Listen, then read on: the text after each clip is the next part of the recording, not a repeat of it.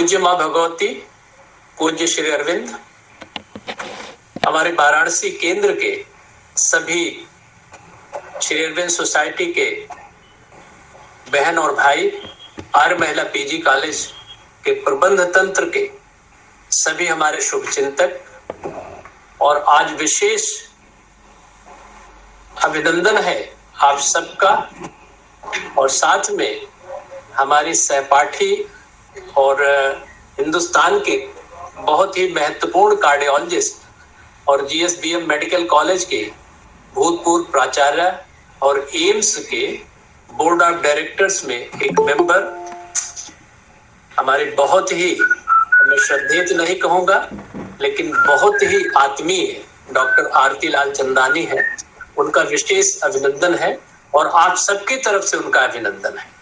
वो जितने ही अच्छी टीचर है रही है, उतनी अच्छी डॉक्टर रही है, उतनी अच्छी इंसान रही है, तो उनका विशेष अभिनंदन और वंदन। आप सबके हम नमन करते हुए पूज्य मां के चरणों में अपने को अर्पित करते हुए आज का विषय हम शुरू करते हैं। हमारे बहनों और भाइयों, ये वाराणसी केंद्र विगत 15 अगस्त से हर 15वीं तारीख को सावित्री का सत्र ये प्रस्तुत कर रहा है, और इसमें आज चौथी वार्ता है। प्रथम सावित्री एक परिचय, दूसरा प्रारब्ध और पुरुषार्थ, तीसरा सावित्री ए मास्टर बिल्डर, और आज उसी कड़ी में हम लोग चौथी वार्ता शुरू करने जा रहे हैं, जिसका विषय है parable of the search for the soul, यानी कि सोल के, आत्मा के खोज की नीति कथा। थोड़ी इसकी पृष्ठभूमि हम लोग समझ लें, कुछ लोग नए लोग भी हैं इसमें, कि सावित्री और सत्यवान की कथा आमतौर से हर कोई जानता है, लेकिन श्री अरविंद ने जैसी साधना करके लगभग 50 वर्षों में सावित्री के रूप में मां और सत्यवान के रूप में श्री अरविंद ने जो साधना किया, उसको जैसे जैसे चेतना के ऊपर उठते गए, उन्होंने उसको रिवाइज और री रिवाइज किया। कोई अंश उसके 12 13 बार भी देखे गए हैं रिवाइज करते हुए। अब इसमें सावित्री सत्यवान का वर्ण करती है जंगल में, और गंधर्व रीत से विवाह होता है। उसके बाद सावित्री अपने घर आती है, जहां पे उसी समय नारद हेवेली लोक से पहुंचते हैं, और उन्होंने सावित्री को देख करके बहुत कुछ तो अच्छा देखा, लेकिन उसके लिए कुछ एडवर्स कंडीशंस भी देखी, और जब वहां पे वार्तालाप हुआ तो उसकी मां से अंततोगत्वा ये कहते हैं कि इनके दाम्पत्य जीवन का केवल 12 महीने है, जिससे उनकी मां बड़ी क्रोधित भी हुई, दुखी भी हुई, और सावित्री को निर्णय बदलने के लिए उकसाया। लेकिन सावित्री ने कहा कि रिकॉर्ड बुक ऑफ डेस्टिनी में अंकित हो चुका है, इसलिए मिट नहीं सकता। अगर मृत्यु हमारे सामने आती है तो मैं जानती हूं कि मृत्यु का कैसे मुकाबला किया जाए। इसके बाद सावित्री को ये पता चल गया उसके दाम्पत्य जीवन का केवल 12 महीने हैं, और उसमें से एक एक दिन रोज कम हो रहा है। वो अपने घर जाती, अब उसका घर जो है उसकी ससुराल हो गई। वहां पे जाकर के एक बहुत ही सांस्कृतिक महिला के रूप में अपने सास ससुर की और अपने पति की सेवा करती है, लेकिन उसके मन में ये व्यथा रहती है कि अब हमारे पति के जो भौतिक जीवन है उसका एक एक दिन कम हो रहा है। वो यद्यपि इसको बाहर से छिपाती है, क्योंकि ना तो उस सत्यवान को ये मालूम है, ना उनके सास और ना उनके ससुर, तीन के तीनों के नहीं मालूम है, केवल और केवल उसके ससुराल में उसी को मालूम है। और वो सावित्री इस तरह से वहां पे व्यवहार करती है कि हर कोई देखता है कि एक शुद्ध भारतीय नारी की तरह, भारतीय पत्नी की तरह ये कार्य कर रही है, जबकि वो राजा की पुत्री है। एक दिन ऐसा हुआ जब वो अपने पति के साथ बैठी हुई थी अपने घर पे, तो एक उसको आवाज आती है और वो आवाज उसके आज्ञा चक्र से स्पर्श करती है। जब उसको स्पर्श करती है तो उसने उस आवाज कहती है कि क्या तुम्हारा आगमन इस पार्थिव जीवन में, इस पार्थिव जगत में दुख को नर्चर करने के लिए है, व्यथित रहने के लिए है? ये आवाज उसको स्पर्श करती है। लेकिन ध्यान रहे, उस आवाज ने उनको सावित्री या मानवीय रूप में नहीं कहा, बल्कि वो कहती है, ओ स्पिरिट, ओ इमॉर्टल एनर्जी, आप उठो और समय और मृत्यु को विजय करो। यहां पे हमें याद आता है कि भगवत गीता में अर्जुन विषाद की अवस्था में था और भगवान कृष्ण उसके विषाद को खत्म करने के लिए बीच बीच में उनको महाबाहो, बीच बीच में वो भारत, बीच बीच में वो आर्यपुत्र, ये कहते थे ताकि जो उसकी छिपी हुई महत्तर संभावनाएं हैं वो उसको ध्यान करे और जो उसकी कमजोरियां हैं वो उसके अंदर खत्म हो जाए। एक इसी तरह से ये आवाज जो उच्चतर लोक से जो उसके आज्ञा चक्र से प्रवेश करती है, वो कहती है, ओ स्पिरिट, ओ इमॉर्टल एनर्जी, ये कह करके सावित्री को टाइम और डेथ पे विजय प्राप्त करने के लिए कहती है। लेकिन सावित्री चूंकि एक मानवीय रूप में है, आपको ध्यान होगा कि सावित्री है कौन? शी इज डिवाइन ग्रेस, और वो पार्थिव जगत में इस डिवाइन ग्रेस के मानवीय रूप को लेकर के इस तरह से आई है, जगत का उद्धार करने के लिए आई है। और अपने साथ वो सत्यवान भी होता है, और सत्यवान और सावित्री ये एक नए युग का सूत्रपात करने के लिए आए हैं, ये निश्चित है। लेकिन अभी सावित्री एक मानवीय और इग्नोरेंट अवस्था में है, इसलिए वो कहती है कि मेरी शक्ति मुझसे लेकर कर और मृत्यु को दे दी गई है, तो मैं क्यों, जो हमारे भाग्य में बता है उससे मैं क्यों मुकाबला करूं, क्यों लड़ूं? और दूसरी चीज, क्या मैं जो इग्नोरेंट रेस है, ये अज्ञान जनित जो इस संसार है, वो जो अपने कंफर्ट जोन में है, वो आगे बढ़ना नहीं चाहती, तो हम उसके लिए क्यों काम करें? फिर आगे कहते हैं, क्या भगवान किसी की पुकार सुनता है? फिर आगे कहता है कि जो मृत्यु के नियम है उसकी मर्सी पर है हमको रहना है। फिर आगे कहती है कि मैं और सत्यवान मृत्यु से क्यों लड़ूं? ये एक सामान्य, जब आदमी अपने को असहाय समझता है तो उसी की कहानी ऐसी होती है कि जाने दो, जो भाग्य में होगा होगा, वो भाग्य से लड़ने की हिम्मत नहीं कर पाता। ये सावित्री एक सामान्य मानवीय रूप में उस आवाज से कहती है, लेकिन आवाज फिर कहती है, इज दिस इनफ?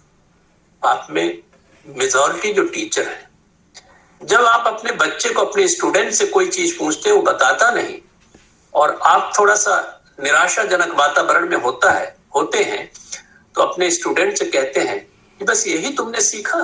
क्या सीखा तुमने? क्योंकि यही बात, वो आवाज जो है उच्चतर लोक से आई है, वो सावित्री से कहती है, इज दिस इनफ?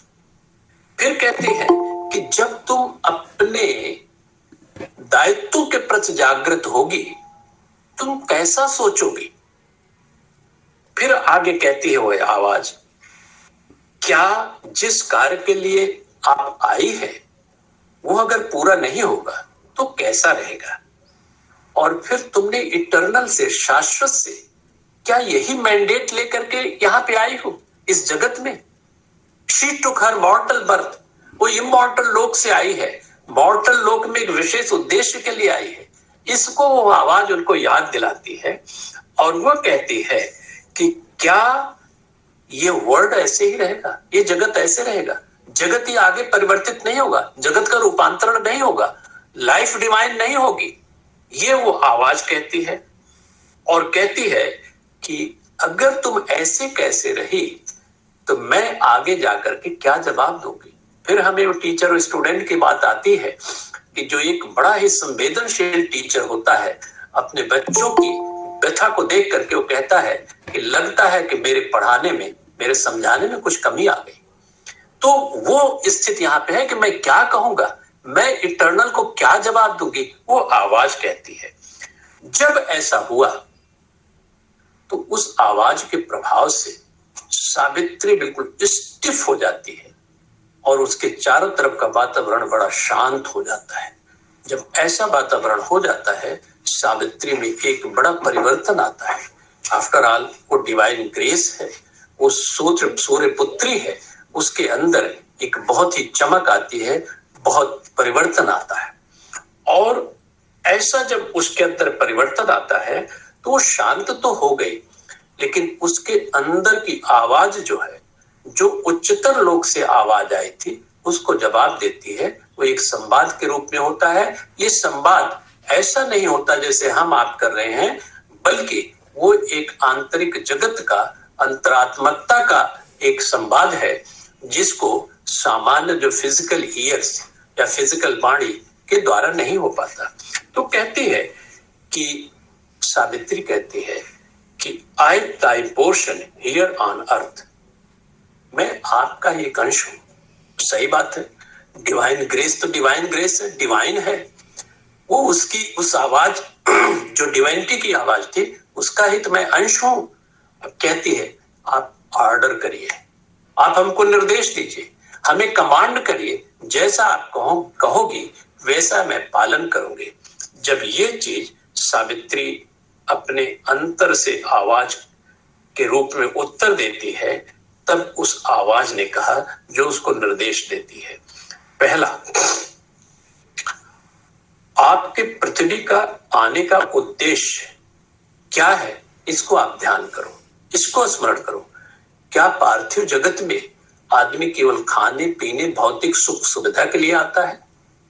वो एक प्रेयस का हिस्सा होता है, लेकिन वो हमारे जीवन का उद्देश्य नहीं होता। कई बार हम लोग थोड़ा बढ़ते आगे बढ़ते हैं तो कहते हैं चलो यार खाओ पियो मौज करो, ये जीवन का उद्देश्य नहीं है।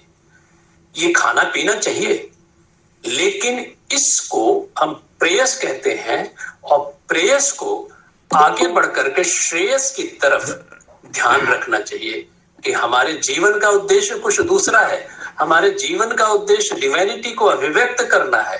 ये इसके लिए हमारा प्रेयस किस तरह से हमारी मदद करता है, इसका ध्यान रखना चाहिए। तो वो कहती है, आवाज कहती है कि आप अपने जीवन का उद्देश्य क्या है, इसको जरा ध्यान करो। फिर इसके बाद कहती है, जहां से रियली आज का चैप्टर शुरू होता है, फाइंड आउट दाई सोल। आप सोल को प्राप्त करो, सोल की खोज करो। यहां पे हम स्मरण कराते कि सोल कोई ऐसा सत्ता नहीं है जो कहीं से खोजनी हो, वो हमारा स्वरूप ही है। क्योंकि हम अज्ञान जनित अवस्था में होते हैं, अज्ञान की अवस्था में होते हैं, इसको हम जानते नहीं। हम में से बहुत सारे लोग विज्ञान के विद्यार्थी रहे। एक बार विनोद की बात है कि हेनरी कैवेंडिश ने ऑक्सीजन की खोज करी थी। तो कोई एक महात्मा जी कहे कि हेनरी कैवेंडिश ने ऑक्सीजन की खोज की, जो प्राणवायु है, जिसके बगैर हमारा जीवन संभव नहीं है। तो एक छात्र ने पूछा कि सर, जिसके पहले जब इसकी खोज नहीं हुई थी तो लोग सांस कैसे लेते थे? एक विनोद की बात है, वो एक्चुअली थी, लेकिन हम उसको पहचानते नहीं थे कि प्राणवायु ऑक्सीजन है, जिसको हेनरी कैवेंडिश ने वैज्ञानिक तरह से खोज करके संसार के सामने रखा। ठीक इसी तरह से सोल को कहीं बाहर जाने की जरूरत नहीं है। सोल तो हमारा स्वरूप है, हमारे हृदय के अंदर वो शाश्वत का वास है, जो शाश्वत का एक अंश है, वो सोल है। तो कहा उसको फाइंड आउट करो, उसको आप प्राप्त करो। और ये अगली बात कही कि आपके अंदर ईश्वर का मंतव्य क्या है, ईश्वर के बारे में आप जरा सोचो, एक मनन करो, चिंतन करो। फिर उसके बाद कहते हैं कि cast away thy thought and sense. अब यहाँ पे थोड़ा देखने की बात है। सामान्य रूप से हम लोग अपने मन और सेंस ऑर्गन्स से ही बिहेव करते हैं सामान्य तौर पे।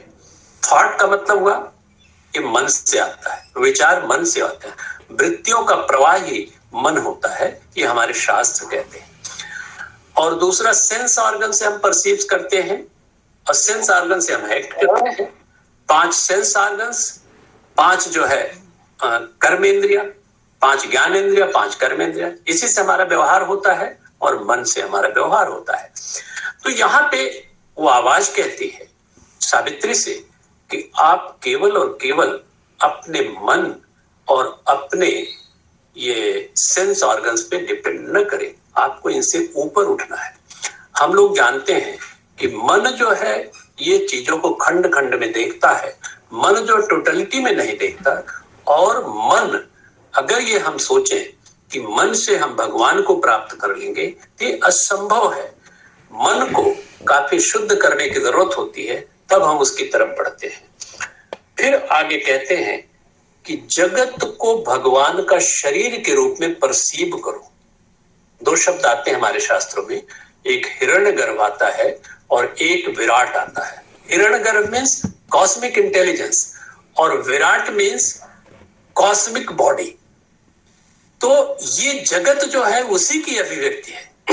तो ये भौतिक रूप से हम जब परसीव करते हैं तो इसको हमें देखना चाहिए कि भगवान का शरीर है।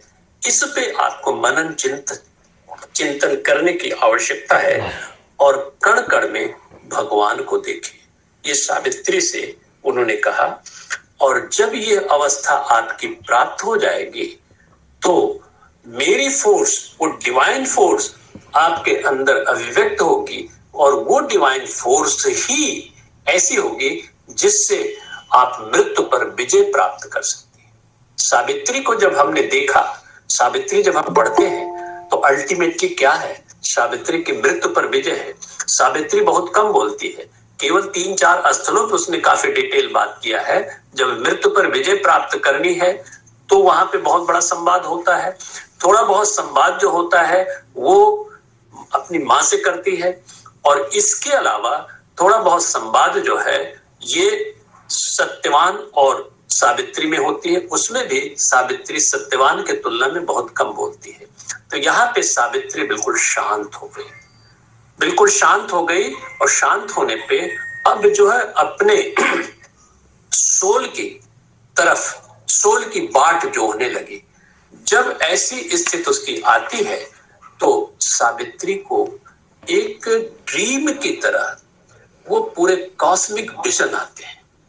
अब यहाँ पे सावित्री में लिखा है कि किस तरह से ये इवोल्यूशन हुआ, जड़ से जीवन, जीवन से वनस्पतियां, वनस्पतियों से छोटे जीव जंतु, फिर बड़े जीव जंतु, फिर मनुष्य। मनुष्य के बारे में हम सब जानते हैं, he is not ultimate, human is not ultimate, बल्कि वो एक ट्रांजिशनल बीइंग है, एक संक्रमणशील सत्ता है जो धीरे धीरे धीरे धीरे करके उसने मन और बुद्धि को अपने अंदर आत्मसात किया या मन बुद्धि उसमें अभिव्यक्त हुए। लेकिन इसके आगे भी वो विकास चलेगा और वो विकास जाकर के अभी तक की व्यवस्था के हिसाब से अतिमानस तक जाएगा। ये चीज सावित्री को एक विजन के रूप में दिखाई पड़ा। जब ये विजन के रूप में दिखाई पड़ा तो उन्होंने ये देखा कि इसमें एक मन जो है, माइंड के बारे में आई। माइंड के बारे में जब सावित्री ने देखा तो उन्होंने देखा कि माइंड इतना चंचल है कि ये सोते जागते हर समय क्रियाशील रहता है। बाहर जब हम जागृत अवस्था में होते हैं तो मन जो है ये जागता ही रहता है, मन चंचल होता रहता है। लेकिन सोते समय भी स्वप्नावस्था में मन जो है एक कार्य करता रहता है। मन कभी शांत नहीं होता, बहुत ही ये चलायमान होता है। इसका आभास हुआ। दूसरा आभास सावित्री को ये हुआ कि जैसे जैसे चेतना की आगे आगे आगे विकास होता है, धीरे धीरे धीरे धीरे उसमें ईगो का प्रस्फुटन होता है, ईगो अभिव्यक्त होती है। यहाँ पे ध्यान देने की बात है, हम लोग ईगो की बड़ी बुराई करते हैं। श्री अरविंद ने कहा था कि ego is helper, ego is bar. अपनी इंडिविजुअलिटी के लिए, अपने व्यक्तित्व के लिए शुरुआत में ईगो की जरूरत होती है, अहम की जरूरत होती है। लेकिन अगर ज्ञान पूर्वक हमने ईगो को डायलूट नहीं किया तो निश्चित रूप से ईगो हमारी प्रगति में बाधक हो जाती है। ईगो की आवश्यकता को हमें महसूस करना चाहिए। ठीक इसी तरह से जैसे समझाया जाता है कि छोटे बच्चों को ये कहा जाता है कि आप क्लास में फर्स्ट क्लास फर्स्ट लाइए। हर किसी माँ बाप की ये इच्छा होती है वो आए, ठीक है, अच्छी बात है।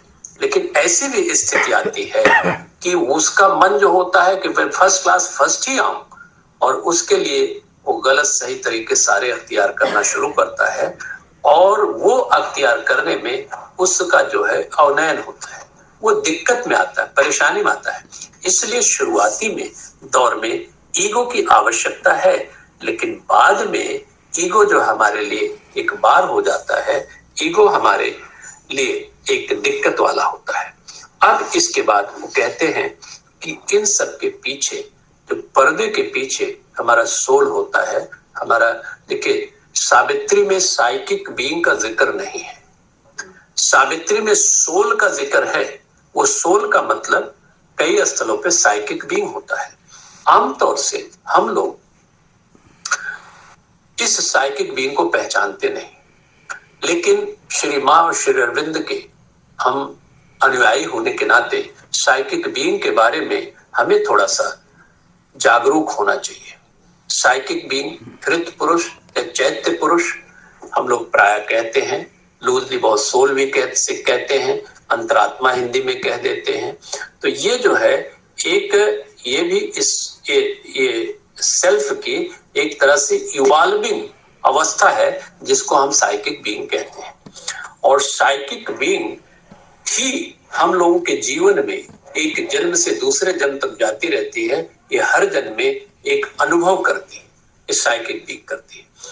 आमतौर से कभी कभी साइकिक बीइंग हमारे सामने आती है, हमारे सामने अभिव्यक्त होती है, लेकिन फिर ये पर्दे के पीछे साइकिक बीइंग चला जाता है।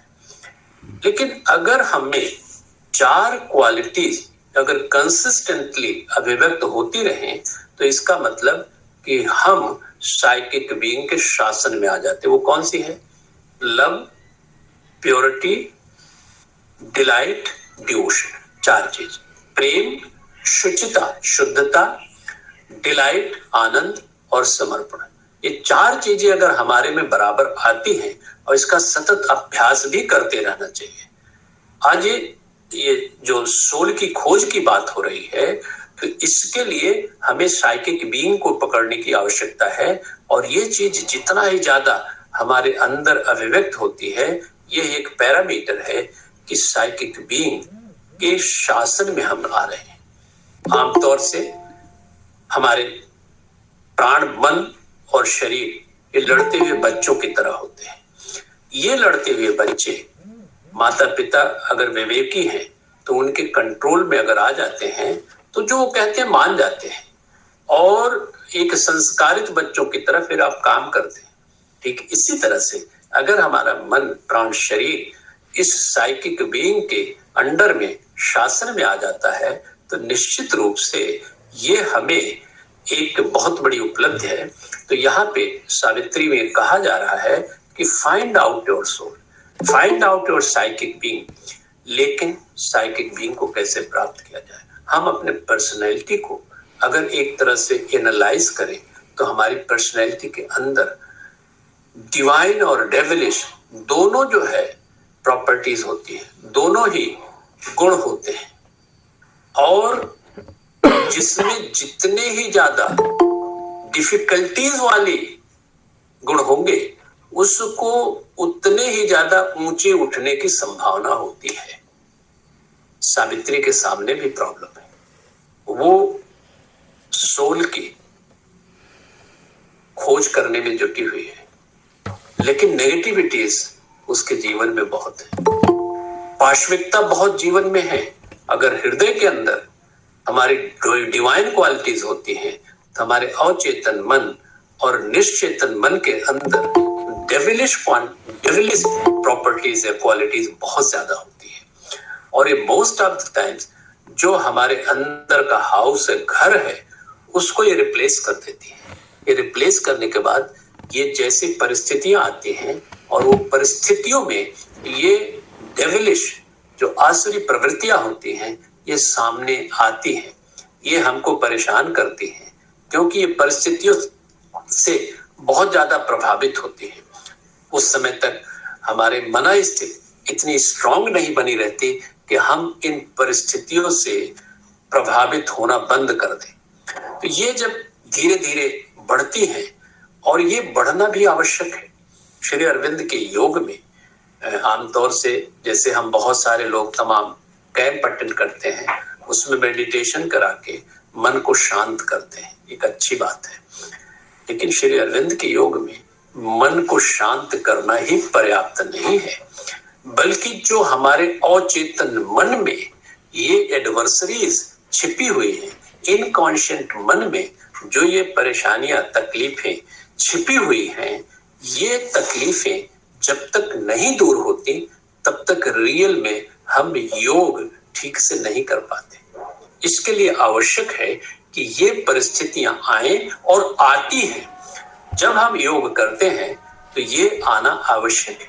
श्री अरविंद ने लिखा है कि जब हम समर्पण करते हैं, उनके योग का प्रथम पॉइंट है एक समर्पण।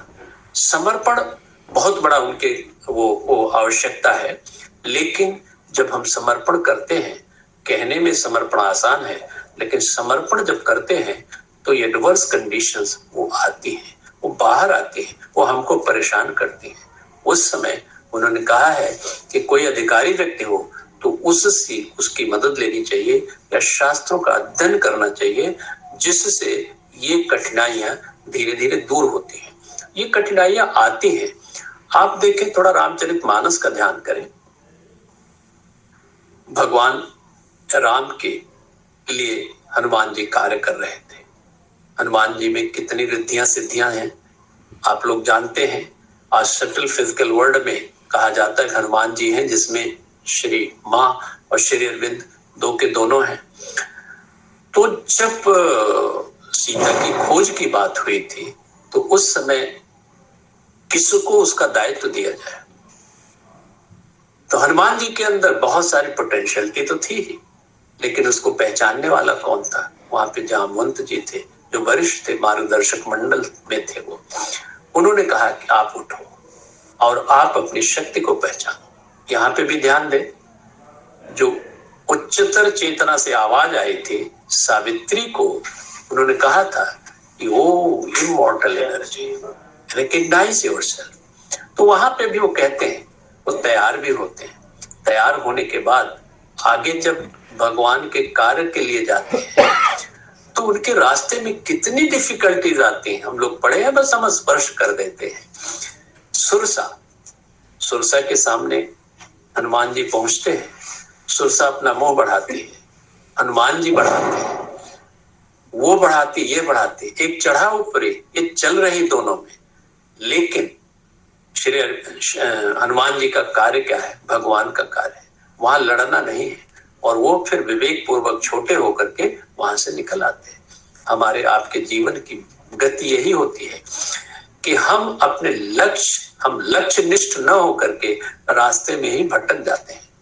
फिर आगे सिंहित का मिलती है, लंकिनी मिलती है, ये सब होता है। फिर राक्षस मिलते हैं, सबको मुकाबला करते हैं, लेकिन उलझते नहीं। कहीं पर किसी चीज का ईगो का प्रश्न नहीं बनाते। यहाँ पे ध्यान देने की बात है, क्योंकि उनके लिए जो लक्ष्य क्या है? भगवान का कार्य है। यहाँ पे थोड़ी ध्यान देने की बात है कि माता सीता अगर हम देखें तो शक्ति की प्रतीक है, भक्ति की प्रतीक है, वात्सल्य के प्रतीक है और शांति के प्रतीक है।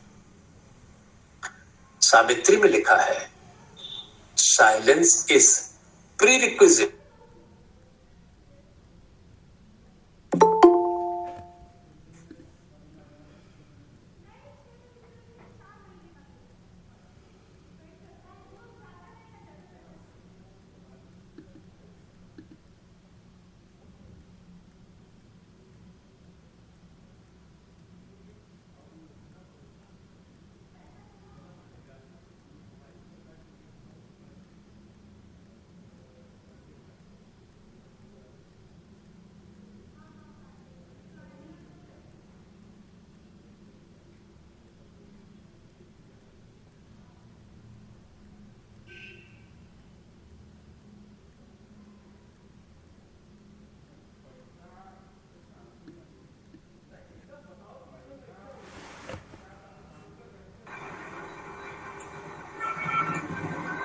आपकी आवाज नहीं आ रही है, आवाज नहीं आ रही जेपी, साउंड गायब हो गया।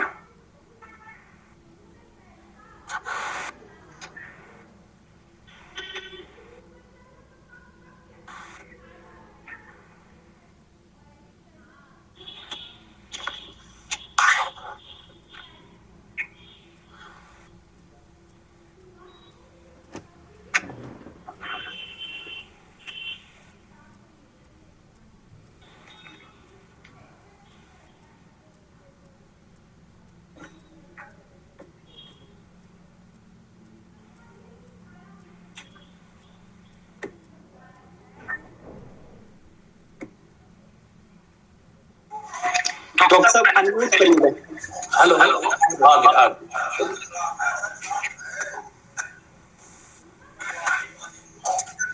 सॉरी, अब सुनाई पड़ रहा है? हाँ सुनाई पड़ रहा है। हाँ हाँ ठीक। तो हम थोड़ा हनुमान जी की चर्चा कर रहे थे कि ये शांति जो है ये प्री रिक्विजिट है भगवान को डिवाइन करने के और हनुमान जी वहां जाते ऐसे नहीं हो रहा है। सूरज जी क्यों सर सभी का अनम्यूट करवाइए, तभी सभी अनम्यूट कर दें अपना। हेलो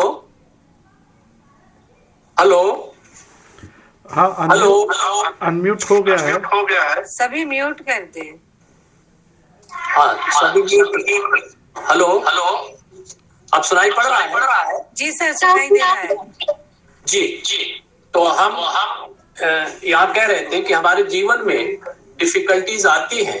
जब जिसको डिवाइन की तरफ बढ़ना होता है तो उसके रास्ते में डिफिकल्टीज बहुत आती हैं और ये डिफिकल्टीज हमारे अंदर छिपी रहती है। तो हनुमान जी जब लंका में जाते हैं तो वो सीता की खोज के लिए जाते हैं। सीता को 4 तरह की शक्तियों का प्रतीक माना जाता है: भक्ति के प्रतीक, शक्ति के प्रतीक, वात्सल्य के प्रतीक और शांति के प्रतीक। और यहाँ पे हम शांति को लेते हैं तो शांति के प्रतीक के रूप में माँ सीता से उनकी मुलाकात होती है। वहां पे भी वो खाते पीते हैं लेकिन कहीं पे उलझते नहीं। जो मैं निवेदन करना चाहता हूं, हमारा जो लक्ष्य होता है उसको प्राप्त करने के लिए बीच के जो अवरोध होते हैं, इसको एक हद तक तो इसका मुकाबला करना चाहिए लेकिन उस पे उलझना नहीं चाहिए। अगर हम उस पे उलझते हैं तो इसका मतलब हम अपने लक्ष्य से दूर हो जाते हैं। हनुमान जी इसके बड़े क्लियर कट एग्जाम्पल है कि उनके सामने जो है कितनी विपरीत परिस्थितियां आई, सबका मुकाबला करते लेकिन विवेक पूर्वक निकल करके इधर रावण के दरबार में भी जब जाते हैं, उनकी पूंछ में आग लगाई जाती है तो पूंछ को भी पहले बढ़ाते चले जाते हैं। आग लगती है और उस आग से लंका को जला करके फिर पूंछ बुझा करके फिर सीता जी के पास आकर के फिर वहां से एक निशानी लेकर के भगवान के पास चले जाते हैं। आइडिया यह है कि हमारे जीवन में कठिनाइयां आती हैं, डिफिकल्टीज और अपॉर्चुनिटीज।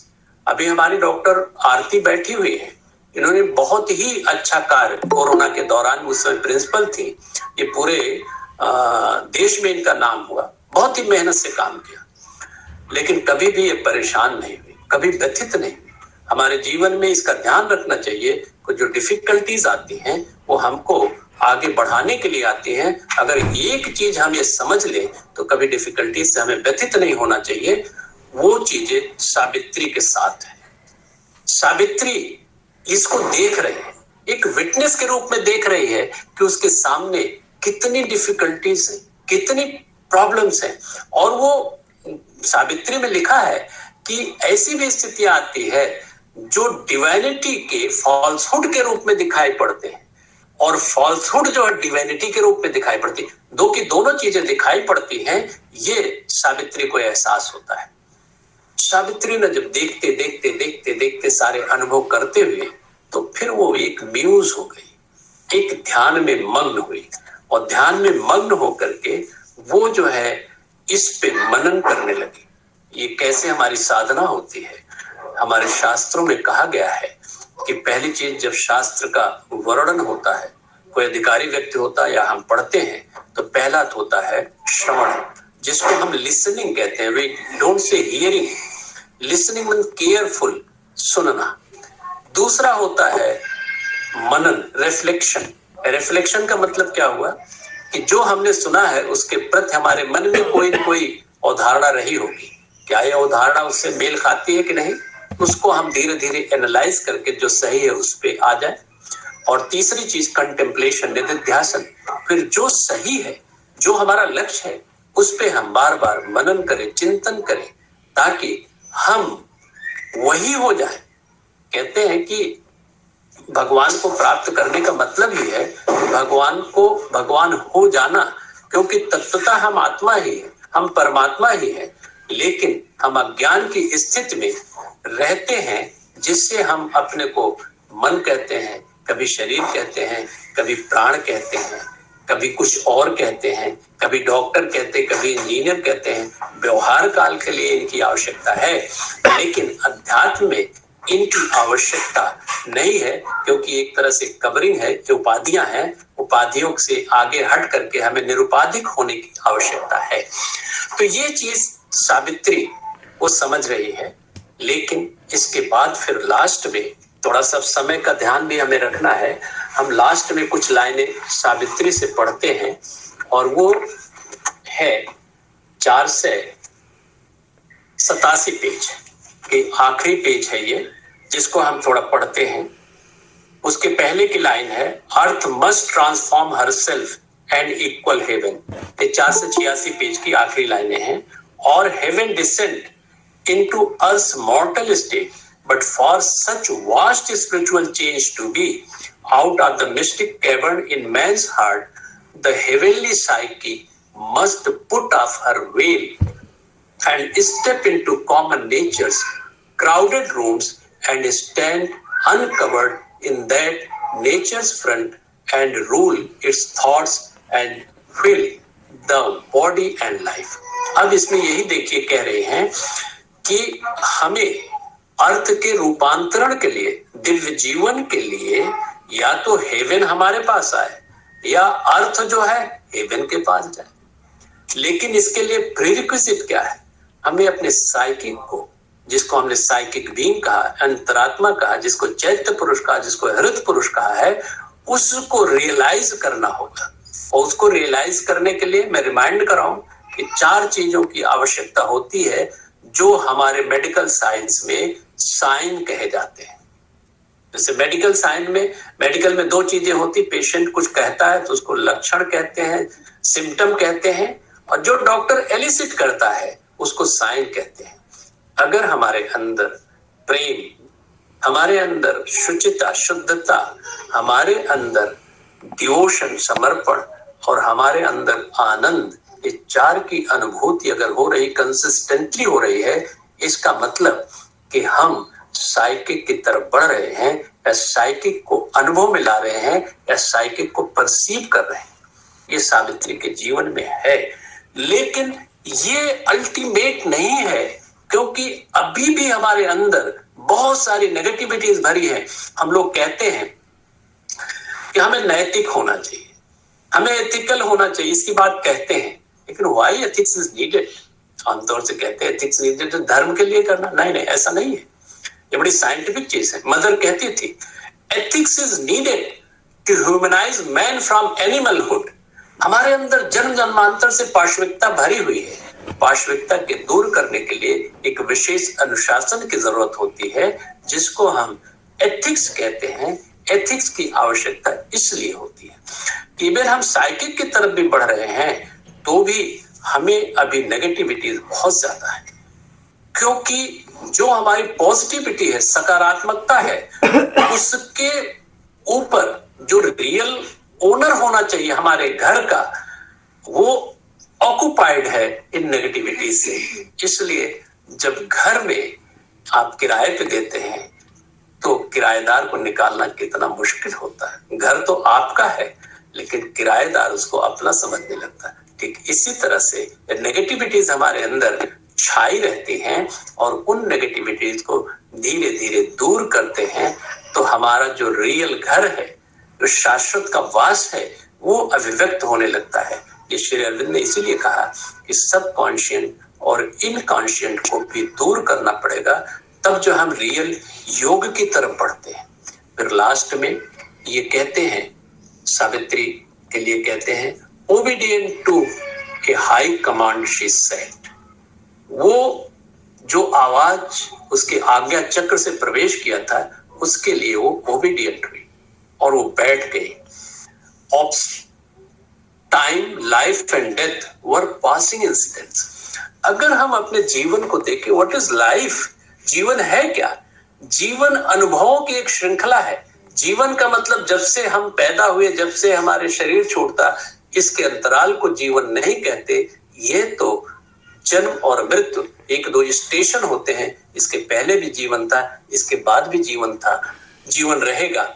और तभी कह रहे हैं, इसमें कहा है कि time, life and death were passing incidents. ये हमारे जीवन के ये कुछ स्टेशंस हैं, इनको पार करना चाहिए। जैसे ट्रेन आती है, पर्टिकुलर स्टेशन पे 5 मिनट, 2 मिनट, 4 मिनट रुकती है, कहीं कहीं आधे घंटे भी रुकती है, कहीं खाद पानी के लिए घंटों में रुकती है।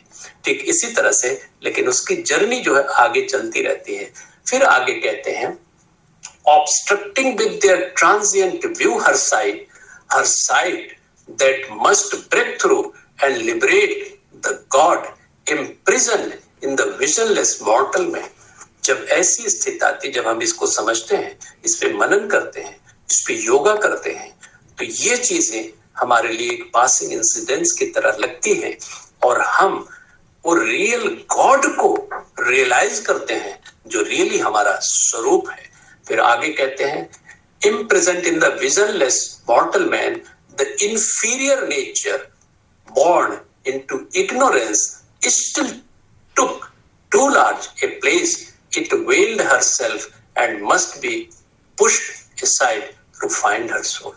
कहते हैं कि ये चीजें हमारे अंदर व्याप्त रहती हैं, इनको पुश करके हमें सोल की प्राप्त करनी चाहिए।